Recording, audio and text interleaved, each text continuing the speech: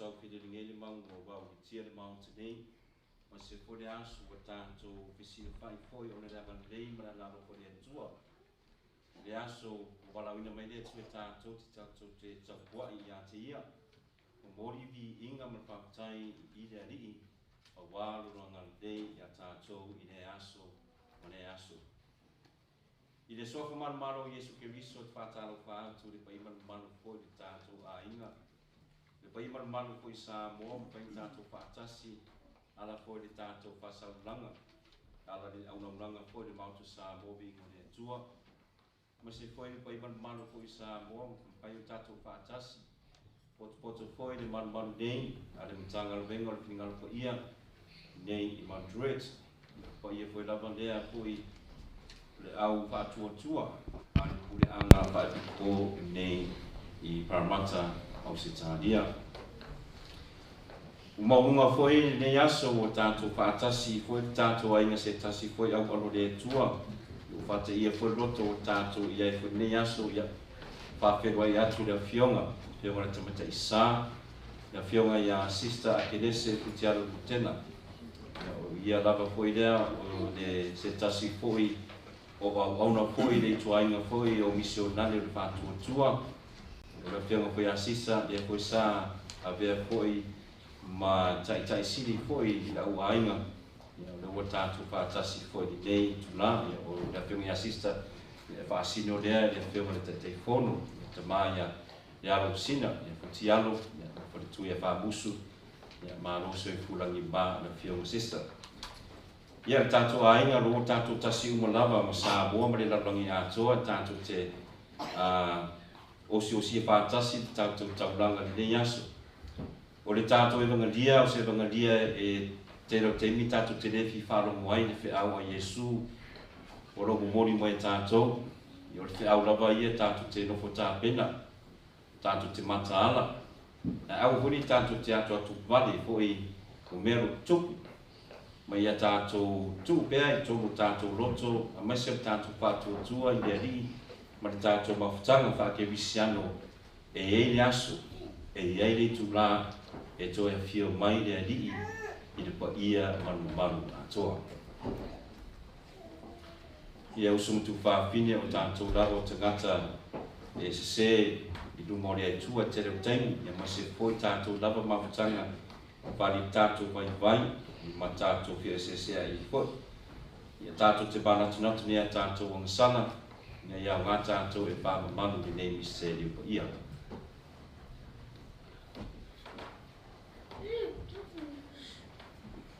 O te tau i le tua, o le ona le manauma, o tau soe, o matua sala lava i o mawhauwhanga, i a upu, i a mionga na o whaia, mata whai oi o te whaia.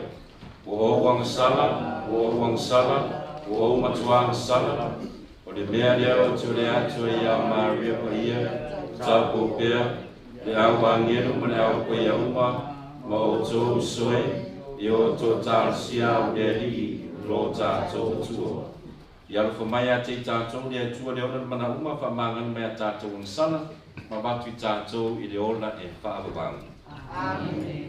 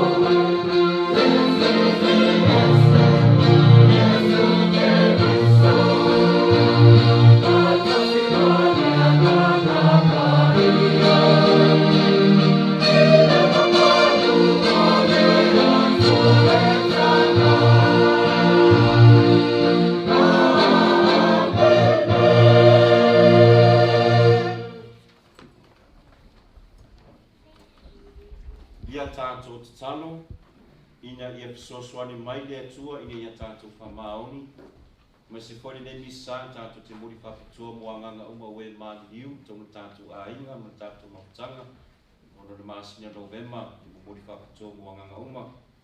Tō sirifia i Samoa, le mariu le whionga ya Monsignore tuale. Le whionga ya Sister Maria Angela, tātou te muri whatasi nā ua, ma tātou ainga uma.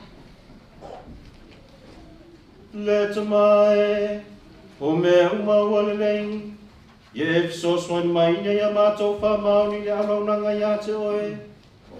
Awa o le tau tua atu ya te oe, o lo mātou fia tu mau lea.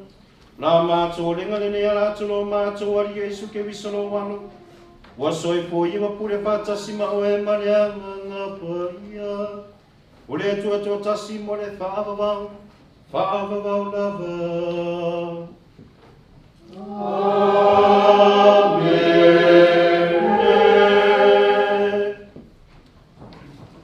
Amen.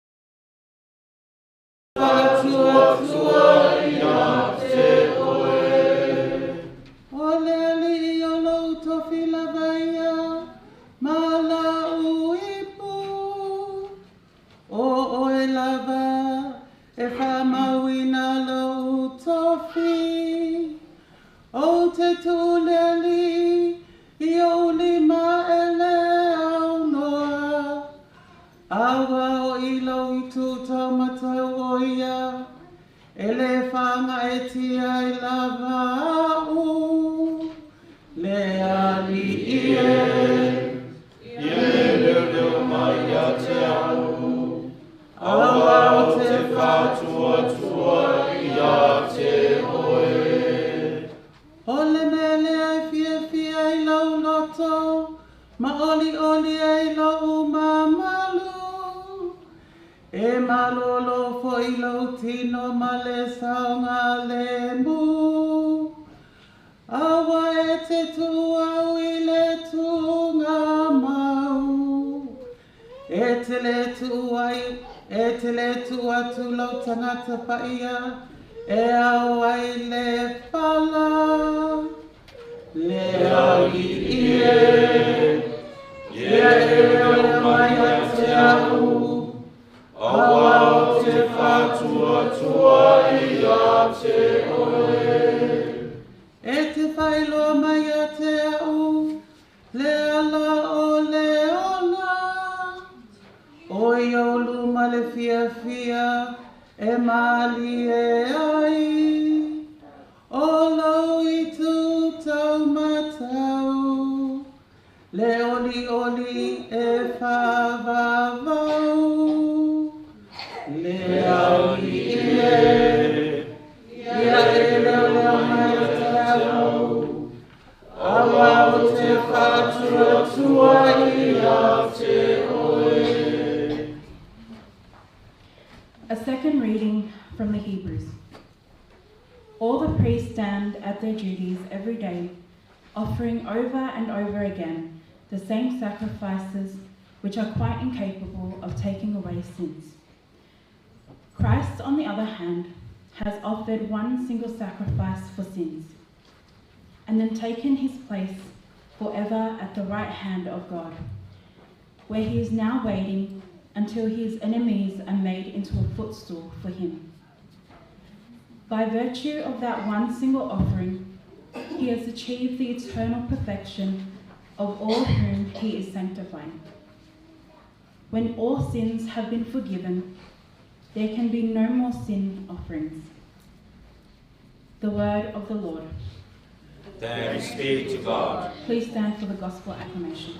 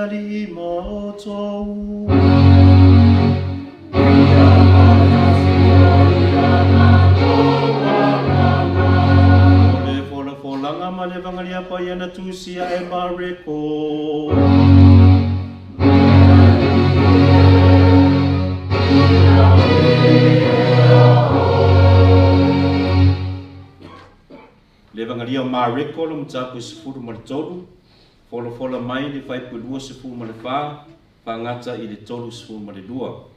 Mariko sifuru maritolu, fai pulua sifuru marifa, pangata I le tolu sifuru maridua. O le matua, e wha potu ina I wo whiriwhiria e ia mai matamatangi e wha.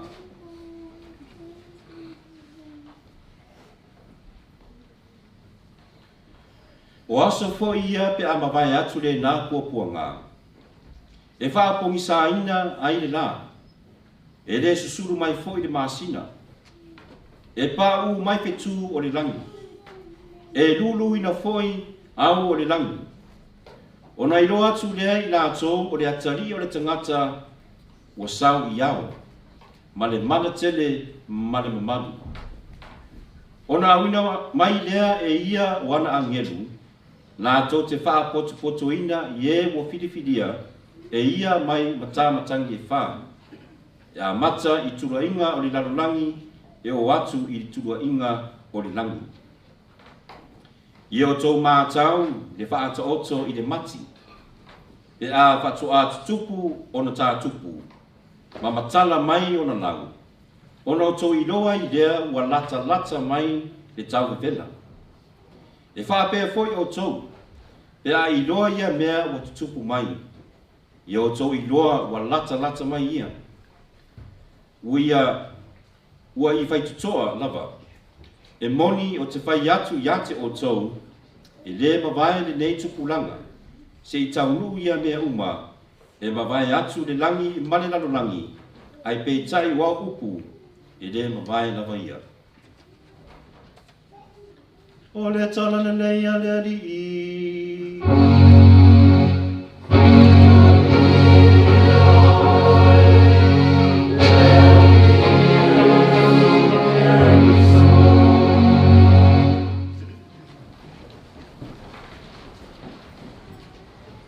Paturo berfa fonga mai Samoa, as always, first to the children and the young people here in our diocese and all over Australia and all over the world.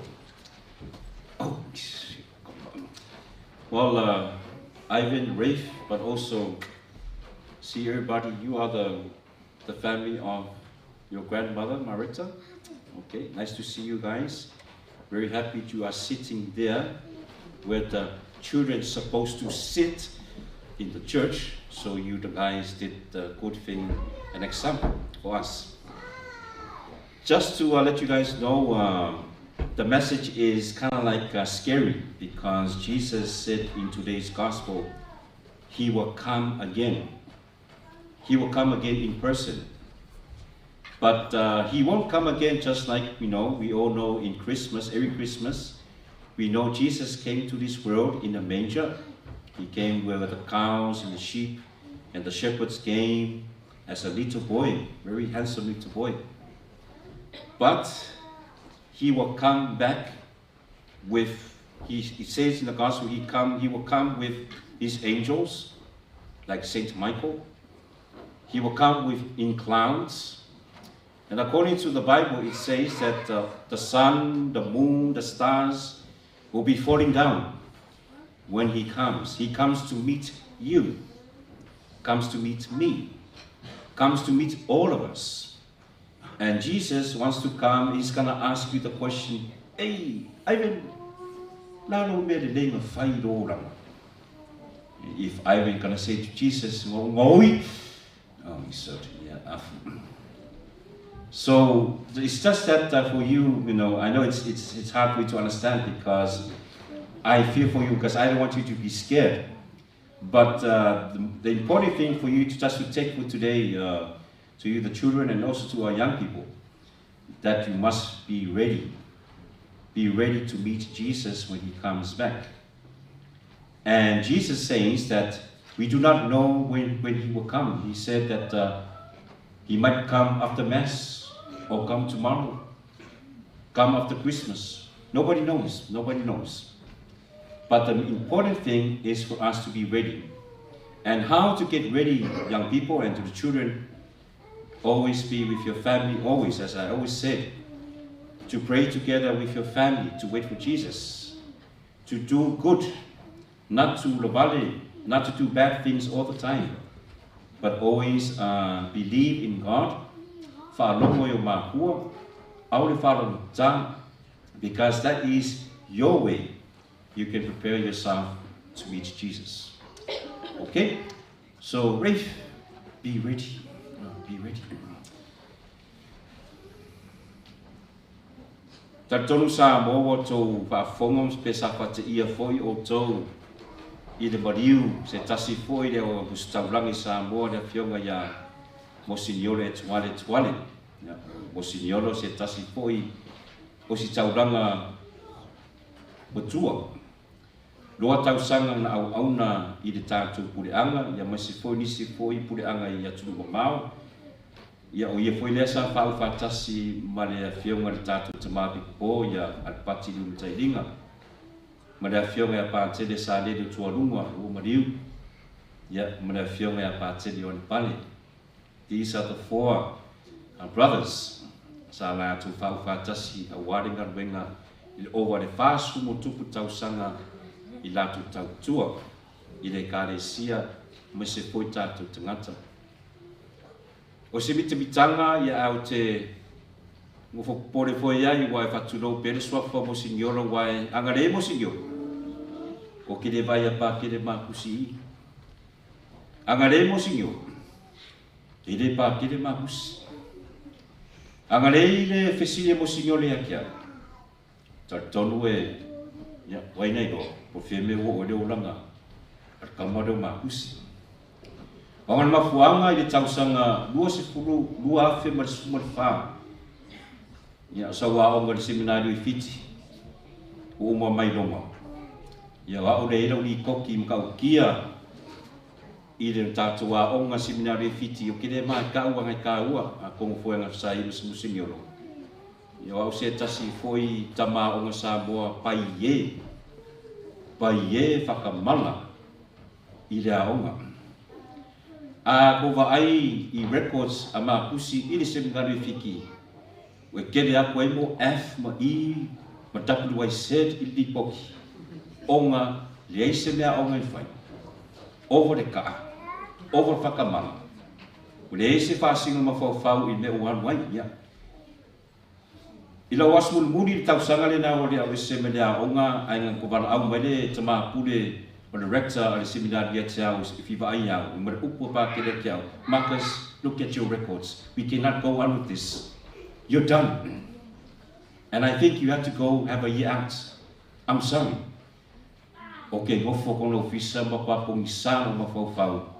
Ya, alala wanu mo le vale le fedwa I mese o ainga, ma le tamar pureanga ma uskauranga o ma. And what I did, ka mua ka vale le sola. Ai mo mua sola isi mako ainga, kurol mako ainga ko fafonga mai.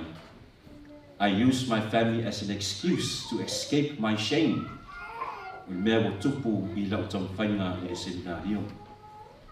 Mo siniolo o lo, ai sanga lue mo siniolo isi usenga de tenginga. O ma singa le vai mo siniolo le seminario mo isi usenga. Ile koe o se forsare ko se loko. O foi se mako ai fa no sili por anu fa pero la ngisi ngario ai nga mau no mo senhor se kasi ya suilo nga mau ke si senga sai sa kasi se kasi foi uso o si kaunanga ma se kasi foi kaulelea nga fa ai mai pa ke ya kiam oi se pa ke kako kamanga di wa kalonga pa ke he repeats these words twice wa kako kamanga di wasauka sorry, mo ko aun ragak, Ngofo mena lui. Marcus. Kasiar ofisiri, kasiar ukur kari o ke manga o yaki o ke kari mai kia. Le se la aunga le ni upu. Pawa mea o le I le ai. Ke fipa ke. Ai se kongea o kari roya mo singio mara o fefe. O ki pala ai koi. I fa mai ro mo senhora ki au. Arurola I fai ko ainga, fai ro ki ngā ko ainga. Ka penga o ako sau ka ke ngofo ma pa kele ma le kau le lea. Ka e au I le ka le fa ke usu ka le longo o le angelo. Ngai usu lola I farsa ka kala farsa ki mo I farsa. Sau ke fai al kaskomu. Kulo na fio ya kasia ngalo pepe a fio mari ki a pongo foi ya maro no la lauki mau ko kulo ware ya fio ya tiket fai ya e sarola ia ki au anga mau I dal kale kusape ke ki a pongo re fa sala o seminario ka ke ki a pongo ya ki a maka de so kwa ke ia misala usu fai mo me fai mo signolo o misale na umunga forfola mo signolo kuspaia. A koe whamai au kai au, e ke forfolale nga dia ka fai u mera fe ki ako I fata sili mo tso o forfolanga lu puya ngai la un lo la ma le o ma singa sa war pung sai ma le isi o ma singa o ngofo mo singolo o ko ka kala la ka ma fau a mesi la ka loko I le fesidi le mo singolo o I ma le ai awa sa o ko kiki o fa vai mo fa vai loko I kong fainga o nga ko sa mo mo singolo kia ma kusi wa o ngei fongo afiki nga wadu wai fa mai li poki. Our recommendation for Marcus Hazelman Seminary of Archdiocese of Samoa Apia 5 years out. Wa kiri e wole fifi a fa mo singolo ai mongi no I. Kan kongo mai Marcus ongo masinga ka so fo alu singa dio alu ko amare auna mai o va ia oi au I woki I e pa kele mai. 2015 ko ingong singa dio kamikiki. Dua fsumudomo faulo ki akongo ifiki. Mga ya uso leo pa kede mark coordinates ma pa kede tanieru. Ilaso an nafi de sutolu November ya o mato fau ungare na ma uso o sitaulanga. Le mato mo fie o visiri da mo signolo nga fake ia ya u ilaso de nga ori I malede ya. Ya bonge isa wanga pa ke de fauri for sawinga ge o ngano de singa I kaposa de fiong ya sister Maria Angela o to silfia sister sa mai de ra yanga le o manga I le motele o sister Maria Angela te to silfia sister kinese loa tausanga sa yai se tasi tuainga bonike manisi foi ya fa na mai tai sa mo na nato o mai sa mo e fa tuli tuainga I vai lokalo to lo fa ko mo menu. Saya masih tamai ta isalia ai peitai aro ke nga due fusi sa popula fai ka usanga nga ufaro o kala le ka vi pesi mai ka mai ka ie ko na koi kwainga kwa kasi masinga ki ngai nge pure anga ma vai roma fa pure kwainga ai fa mai la ko dala ko esi o solo lai fa misa ngai vai roma me tamai ta isawa ma fuanga ke fa misa ma disi fo da usalama ma to fa mato tautar di ngana fa Italia. Ngailan pa mea le tamai ta isaita dia dai ma sister Angela ma na teni Samoa fa ko lai I just speak in Samoa just quick before we go back to Italy. Yo fai malo kinyanga sister wala me ke fa ro mo ko ikuai. So I ko ke do le aru le afu ki ngai nga Samoa na ko me ofa. Ya pungo skin sister.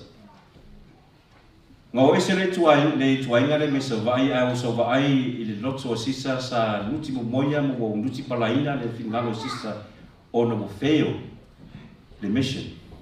However, o se tangata I lava sa fare tonu o le taunu o le tauna fa mo moe sa tu mau pe sisa fai yo sisa I can sacrifice my vows I le kuai ngare le la o nofo pe sa moa ma o uso nei fa wau le situinga fo le na sa fa pa ia na fa tuina le tanto tamati po ya pati lui tailinga le tono a fa no fa nga ina foi nei au na le mo vala ina le tua mo tanto o le fisili mo signoro le I le ai ma le tamai tai sale nei mi lava sa le tau nugu pe o sa ma sa fa wau pe la fa tua e ila wala le tua tu me fa to I ua mea wa le fa ale au ngaina pe lava le tato e vangalia lava ia e manino mo tato mo lava sa moa tau lava I tato te nofo te talo pa tato nofo tapen pena o wa fa mai Yesu tato vangalia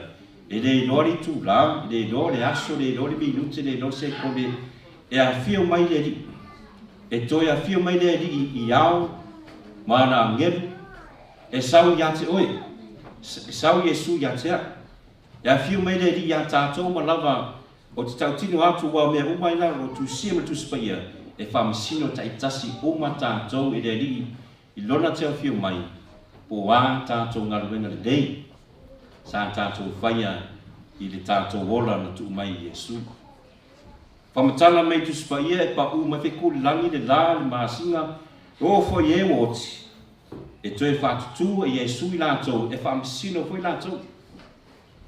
tātou te tutu luma le li, tātou te tali luma le li. Tai tonu tātou malawa nei teimi ia. Tātou te le anu iai. A tonu la le ia sa toe, kai se tō whā mo tātou umalawa. Tātou te nofo tāpen pena. E reo se sa wali po se pe au foi tau wha o atu ele le ngona fefe ya te o tō usu tu whapine o sa moa ma le lalangi atoa. A wā o tua lava o le fe au le tātou e wangaria. Wha mai Yesu, au ni tātou te ato tu wali. Au ni tātou no whakapole, a iei tātou whātua tua. Ma tātou te tātou lava e i raso e whio mai redi. Ia wa tātou sauri, ma nino mai atu si e tātou te maure manuia. Ia e ma nino fwere tusi i le tangata wa le manuia, wa le tāpena. Wa whātani le o langa. Wa tiai le tua. Wa tātou whatamala i o le tātou aisi le nā i le tātou masiasi. Usum tu whawhine ia e tāua lava mo tātou toe mo tātou lava tongo tātou loto i whale tongo tātou ainga tātou atunu ai maise au le ngalo tātou taito tasi au hoi ngalo hoi tātou anu whanau wai e whaamoe moe le kalesia ia te o tō mātua tapenina lea whanau le ngata mrineo langa wasi tātou manuia e aua le ngalo e tā ua whamoa mua lava le o langa wharea nganga o le tamaititi. Whamoa mua lava o lato mawhutanga ma le tua lato tukutuku ai pe a mata le aso o lato iloa. Father Marcus said, Jesus will come back again to me. Ine i runga ia te o tō mātua po mātou foi o tātou whatamala o tātou te le soswani ma tātou te taunongo nongo. Le ngate tātou anu whanau o nisi fo tātou a inga ma wō lātou le iloa le neifi au. Tāua lawa tātou toe tātou ngarue whātasi ai. Tātou te taunongo whātasi ai tuku e whātua tua mō tātou lawa. Ia mā lo lawa wholau, mā lo lawa ate o tōtou tau tua i le li i sose au wala. Ia vere ne yasu mo tātou toe mati. Toi ti mata benga mo le lumana. A wā tātou langa whare aso, mare aso. Tātou tu anga pe misa whanongu pure tua. Ma le tātou lava o langa tatalo whaatasi tonu lava tātou ainga. A wā o nā fui e sao loa pe musu mai fui. Le ngango le tua ina ia tātou nofo tāpena. Ma tātou nofo matana.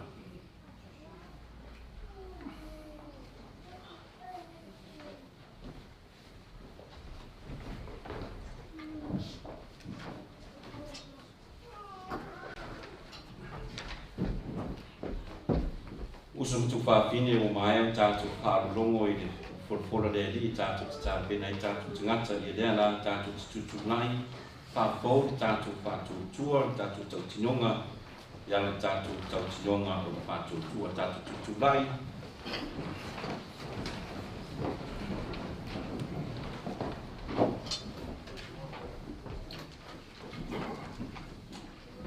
o te whātou tua le tua tasi o le tamā e ora na mālosi malawa, o le ena whaia le langi ma le larolangi, o mea o mawaaia, o mea le o waaia, o te whātua tua le ria e tuatasi o Iesu ke riso, le alo e tuatasi lava o le atua, le ena whanau le tamā o le whaia se mea tasi, o le atua mai le atua, o le mālamalama o le mālamalama, o le atua moni mai le atua moni, o whānaua le whaia, e winga tutuso ia mana tamā, o ia fwoi na whaia i mea o malama. O i tātou tangata moro tātou whaolutanga, nā whiu ia fwoi a manirangi. Ma o le anganga pa ia ni timu tangata o ia le tau po o Maria, wa ua vea o ia ma tangata. O i tātou na whākuru se nai o ia a o pule o kuniseo i lata. Na mariu ai ma whanera wasi. Au le asu tono toe tu wai o ia e pea tu si e tusi. Nā whiu ai le langi, no puhi ai au tau tau tamā. Toe whia mai o ia na mamā, le whaamisino e o mea woti. O lona mālo fwoi le eiso na ngā tāna. O te whātua tua le anganga pa ia, le ali, o le o ia le ola, o le whia mai le tamā ma le anu. Ore unia mavia patasi mare tama brea. Ore na feta lai mai ala mai perfecta. O te fato tuare EKALESIA tasi. E maia KATOLIKO na apostoliko. Mo te tau tino atu ni papisonga e tasi. Mo le whamamarino sama. Ma o te whātaritari mo le toe tua e nos. Mo le ngā tari. Amen. Tātou i ngai, ia ngā te teina tātou rusia, ia wā tātou tausanga lo tele mo poli mo le tua. Tātou talosia, lo tātou tamapa ia, pope whalanisisi, katenali, e pikopo, pele pitelo, le au voto, ma i lātou uma o lo o tāla i ina, le atua, ma whaafua loa lo lātou soifua, a wā lo lātou awina, i lana a whio. O le tātou o lenga lea i lea li. Lea li e whaafua mai. Tātou talosia, tai i atunu uma le lalolani. Ai maise si o tātou atunu pele ina o Samoa. Alofa le atua, ia musu ina o lātou anganga, ina ia tai ma le alofa, anga malu, le whaaloalo ma le anga lelei, ina ia mau e tangata nuu, se pile mu, malana a whio. O le tātou o lenga lea i lea li. Lea li e whaafua mai. Ia tātou te talo matalosia, alo ma whanau i le nei vai taimi. A o whea ngai i lātou ma suenga whaiu o le nei tau sanga. Ia musu ina o lātou loto, ma whau mai le anganga pahia, ina ia mau e lātou le poto, ata mai, ma le whauta, ina ia whaamanuia ina lo lātou ta mawhai, a wā se lātou manuia mo le lumanai. O lā tātou o lenga lea i lea li. Lea li e whaafua mai. Tātou talosia i lātou uma, o lo o whata o tolia i Maota ngase, i a inga, ma i lātou o nofo to o tasi, ina i alofa le atua, ma whaafo i sia le soifua malolo ina, ma le tino malosi mai lana a whio. O le tātou o lenga lea i lea li. Lea li e whaafua mai. Tātou talosia, mo i tātou ta itasi. Ina ia whaapea o na whaamanuia mai le atua, i le la tātou sāwali, i le neiva yaso fōu. Ina ia maua e tātou whaamanuianga makalasia se tele, ma ia te ia a wale tau singa o tātou a inga, alo ma whanau. O la tātou o lenga lea i lea li. Lea li e whaafua mai. Tātou te talo, ma talo sia i lātou uma, ua whai i langi le lātou fōlaunga.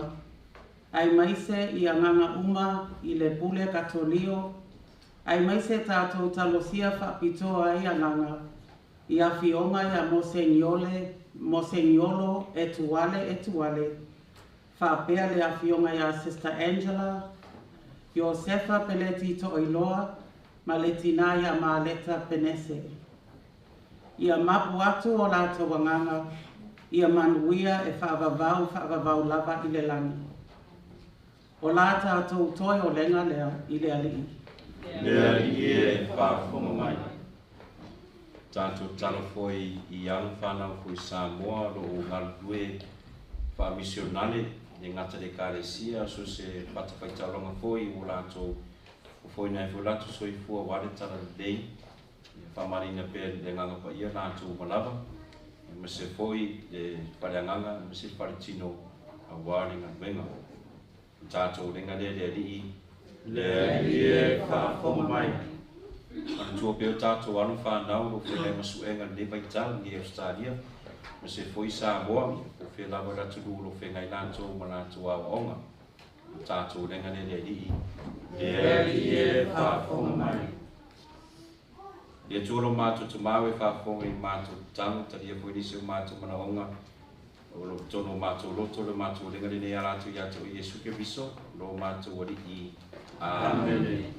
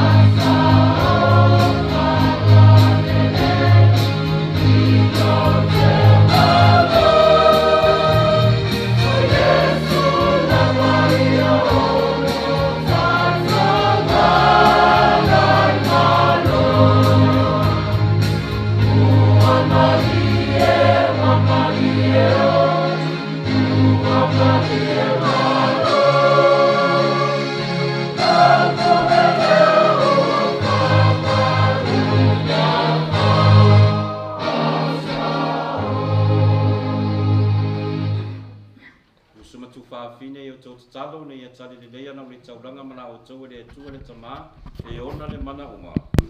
Talia le tauranga mai o lima, o le viinga manu manu no swafa, ia o ngafo i mi tātou no na ekalesia pa ia tōma.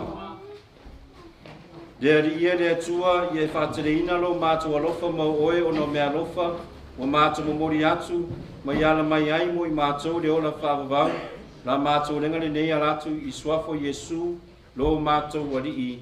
Amen. Ia whātasi le alima o tōu.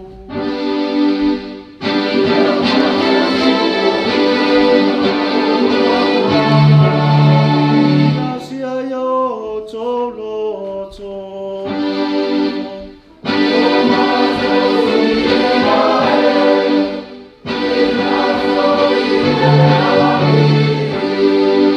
Ia tato whaawetai, I re riro tatou atua.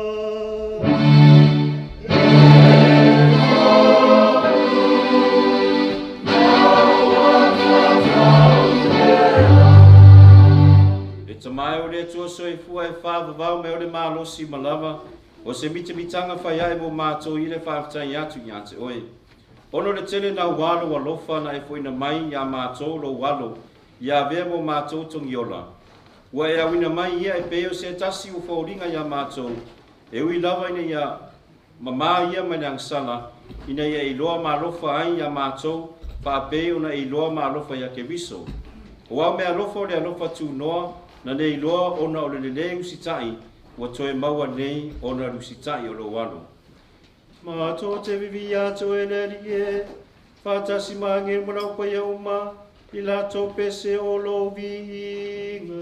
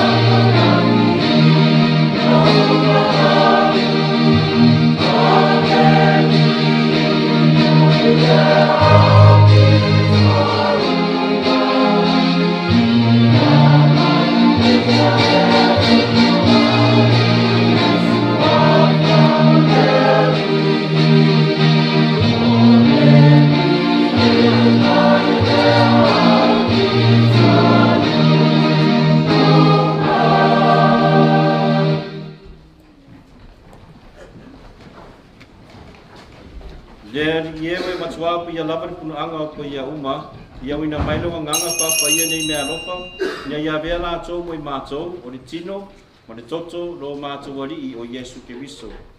Alo tunatu le oti o se oti nei ataria lo na lava marie, a tango I la rito ma vatu ia ate oe le whaapatai, na tofi I la rito ma vatu lo na au so, ma le whaape atu. Nā petango fia iai o tō uma ma ai iai, o lo tino le nei, o le afo ina atu, mo o tau.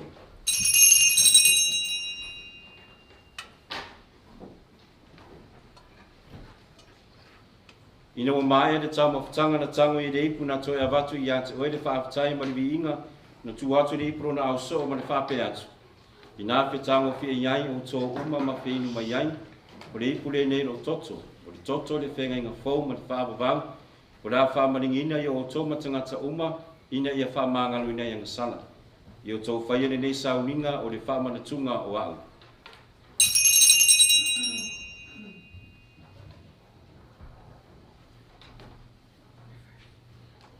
O le misterio o le whaatua.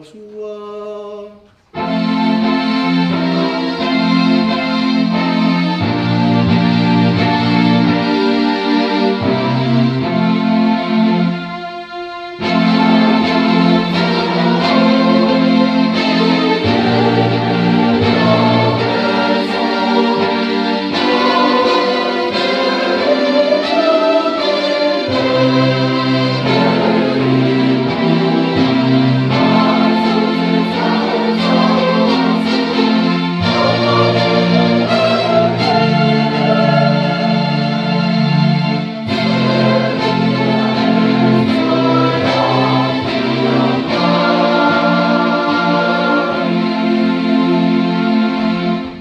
whamantunga no mariu mana na toe tu mātou te momoni atu i ate oi le tamae, le nei areto le ola ma le nei pure whaoratanga. Mātou te whaptai atu i ate oi, ina we aru ie mātou tutu i o ruma ma au atu i ate oi. Pe soso ani mai a mātou ma we mautu whaanga i tino ma le toto ke wiso, ina ia whātastasia mātou le mafutanga i tasi le anganga pa ia. Le ari ie mana tula we EKALESIA le lalolangi atoa, ina ia mātou le alofa whātasi, ma falani sisi lo mātou te māpa ia, Vincent Lang lo mātou Pikpo, Alapati Lui Matairinga, Peter Brown, o ma Pikpo uma, le ito inga sa uma, ma se foi i le mātou a inga, o a poto nei. Ie mana tua, lau o ona o si taulanga, mo siniolo e tuale, lau o ona te meta isa, Sister Maria Angela, lau o ona ti a kono, Reverend Deacon Oliver, le tina ya Marita Falava au Paulo Penese, ilona fas furuaso, talo no maliu, fatasi foi ma Yosefo, a masio mato ayuma, mato talo mo le masina, ena e valawina marinei o langa. I de baptisonga nauti nato fatasi makeriso, ia fapena foi na mautofi nato i lona toitu. Ia manatua matua uso no tu whawhine o foi atu lo lato malo longa ma le whamoe le toitu wa. Ia talia lato whatasi ma tangata mali li uma le malama o lau fio. Alofa mai a tei mātou, ina ia mātou au wai i le ola whaavavau, ma Maria le tinata o kou le atua, iau sefo pa ia na tane, whaatasi ma lau apostolo, ma lau pa ia uma, o ena whaatinuina no whingalo tupulanga uma. Mātou te fia vivi i whanene whaatasi mai nātou i laua fio, e ala atu no walo o Yesu Keriso. Ono ia whaatas mai ana ia te ia le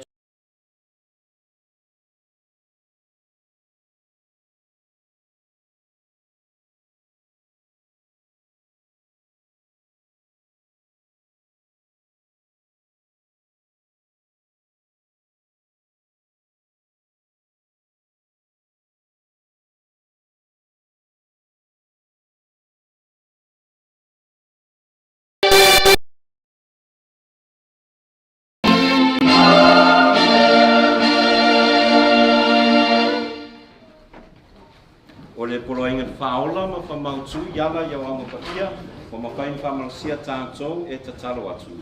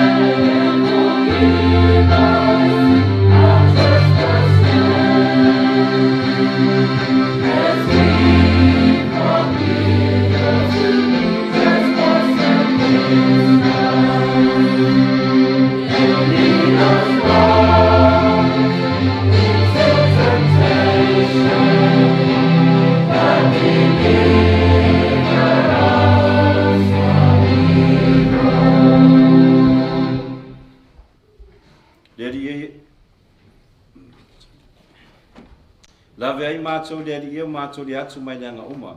Alofa ngie mawhai mai le fide e mui o mātou aso. Ma le fsosoani mai lo alofa muti vale. E sa aloto tu mau ai mātou ma le anga sala. Ma maru ai mai aturunga uma. A mātou whatai tali ma le whamoe maluia. Ma le fio mai lo mātou whaola o Yesu Keriso.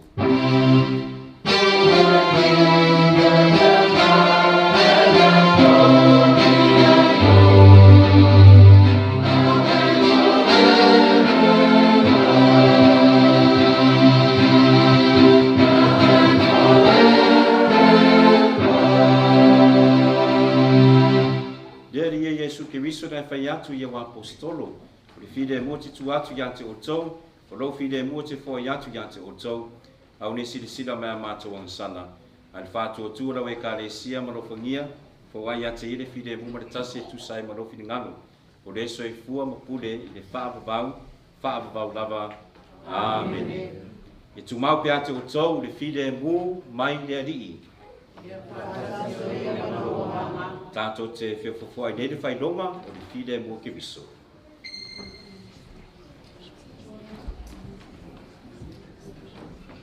Fide mu ke viso.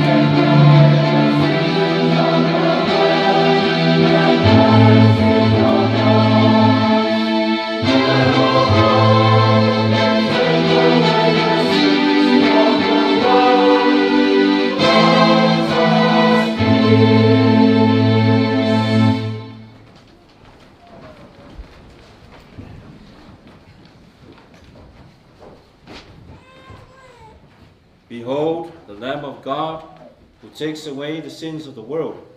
Blessed are those who are called to the supper of the Lamb.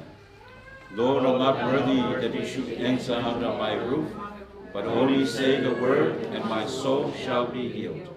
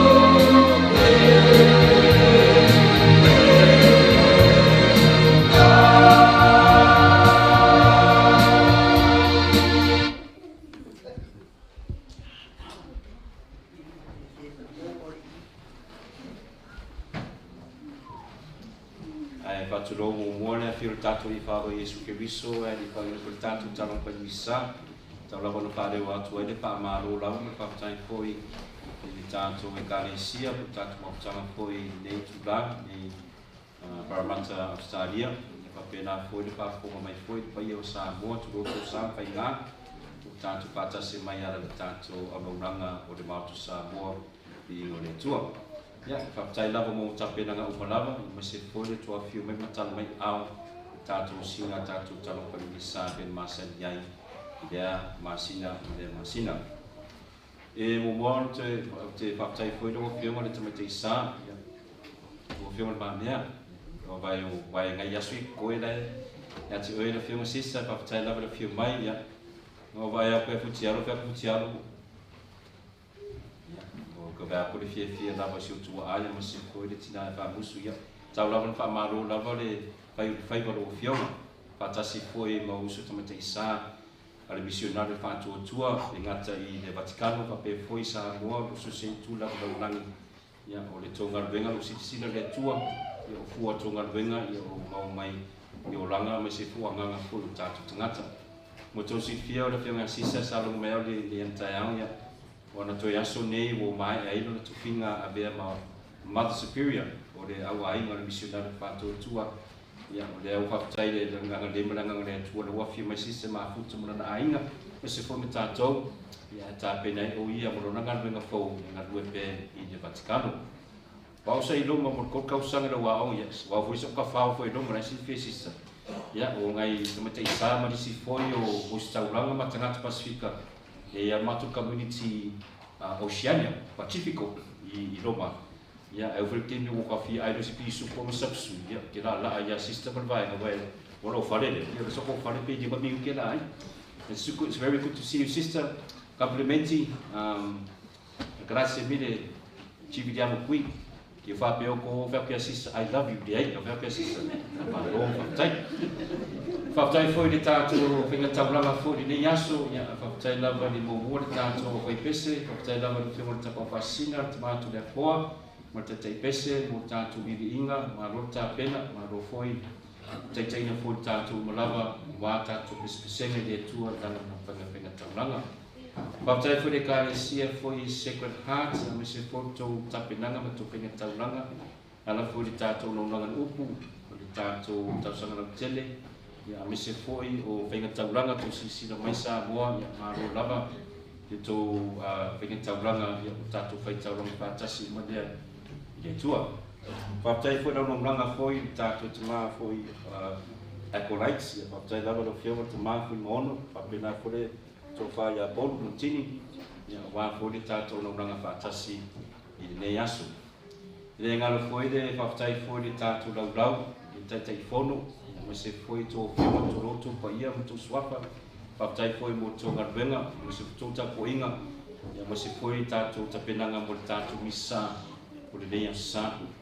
Ia e le ngalo foi le au lauranga foi, o le Maota Samoa vinga le atua, whaptai lava le director, producer foi ia, le tamai atu le apoa, ma se foi tātou tausali ai nungu, le whapena foi tamai atu tianga, ia whaptai foi le tō whā foi a maro le malama, Michael, ia mo le tātou everything ia mo tātou crew le aso.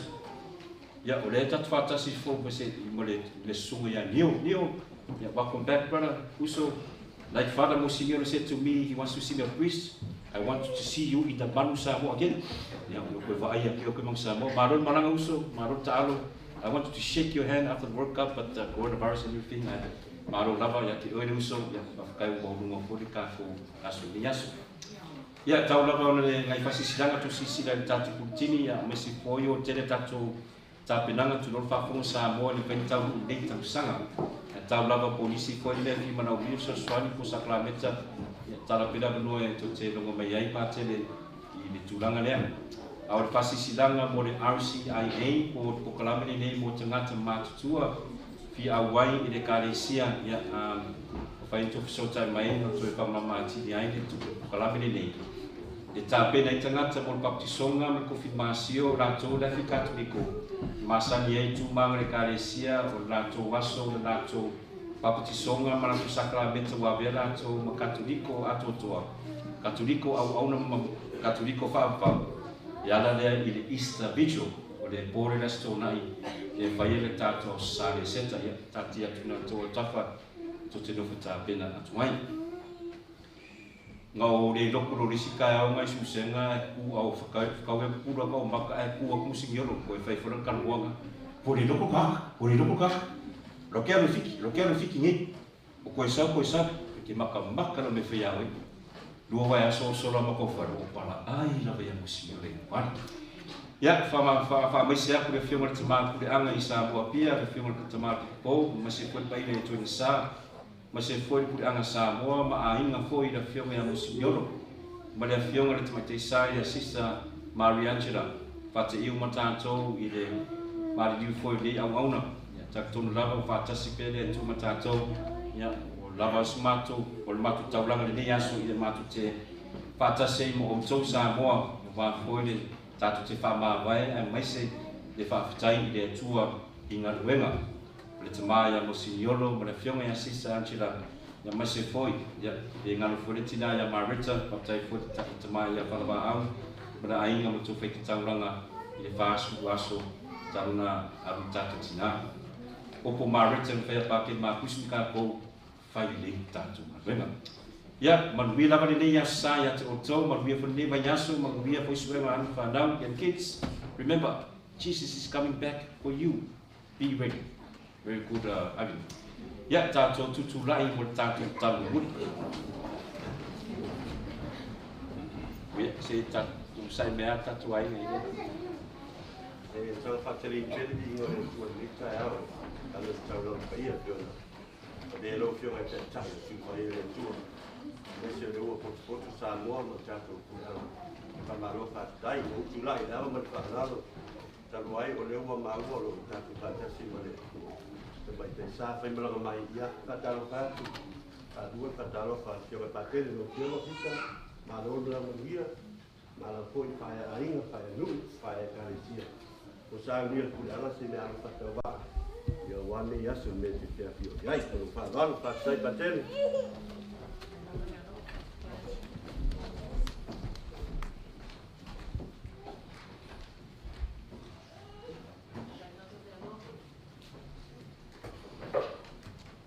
Sorella c'è una parola per dire e dopo adesso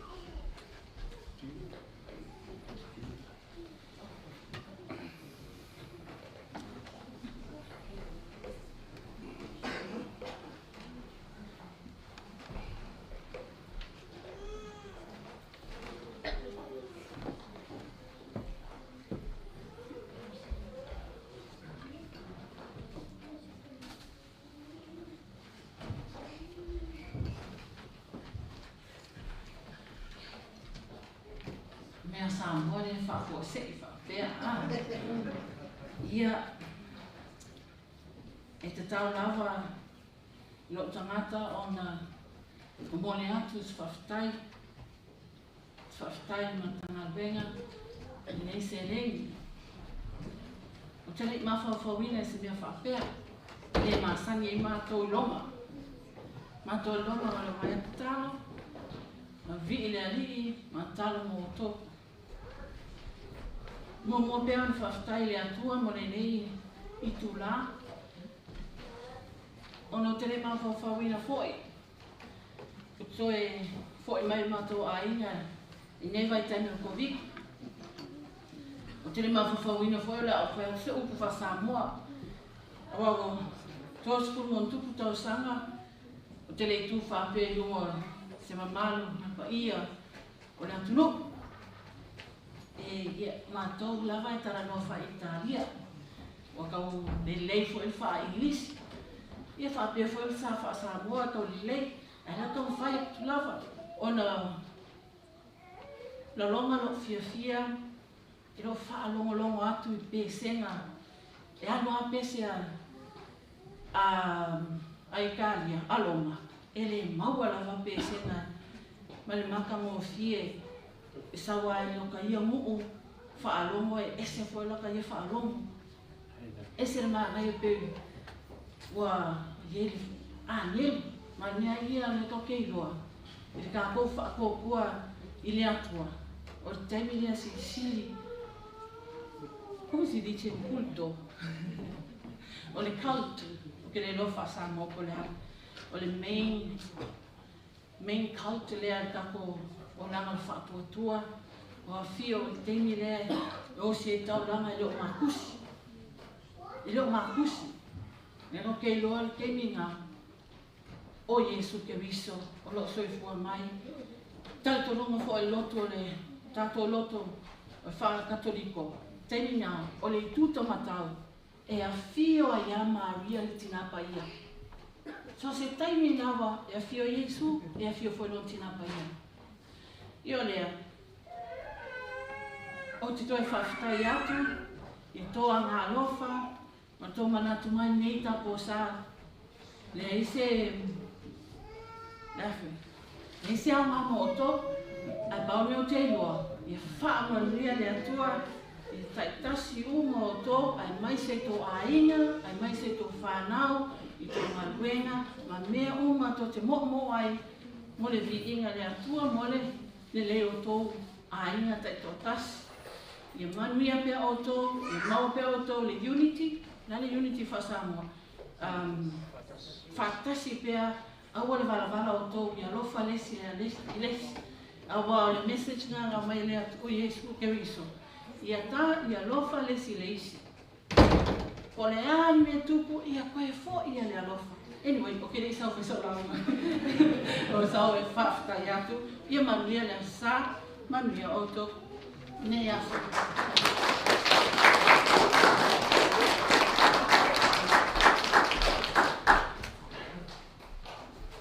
Tai dawa no whio le te isa, se awa lua te sau lua fwei le tātou EKALESIA, ia, tonu o whaia ea, te no o whionga, tu lore I o mātua, ma se fwei le nuu mraine ia mātua koe. Te puni maulawa ia, I loma atoa ia, o te mai te isa mo nei, ma lātu te tau tua, ma le puni whamaoni, I tātou EKALESIA, I titi Samoa, ia e wha moe le Vatikano, ia Samoa, ia sisa, whakatete le lava, ia manuia lava I o whainga marulonga fwoi. Ia stadia, che una vino, cata di vino con te, gusto, per favore. Ia tātou tutu lai o le tātou talo. Ia whapeo se I love you, le e o singa sisa. Ma kia pusi, ia tātou talo. Le te mae, susoi mai ia mātou ora le alofa o le talisuanga o mātou whama maluina ai, le whama mtunga o le ali Yesu, mantua foi le mātou mautanga, le whenga te meta Isaia, Sister Akinese, mantua foi mātou ai o Madini, mo sino le tuale, Sister Angela, e tinaia Marita, te mai o Josepa, o mātua o sutu whawhine mo whanau, e masi le pori savaninga lo whanau, I lei vai tau, mātou nofu tā pena o le toe whio mai. E soafo Yesu, Amen. Ia whātasi le li ma o tau. Whamanuia tu le atu ia te o tau leo na mana uma. Te mā, ma le alo, ma le anganga po ia. Amen. Watu I o tau ma le fia, ma le fide mo ke biso. Le wai whātai.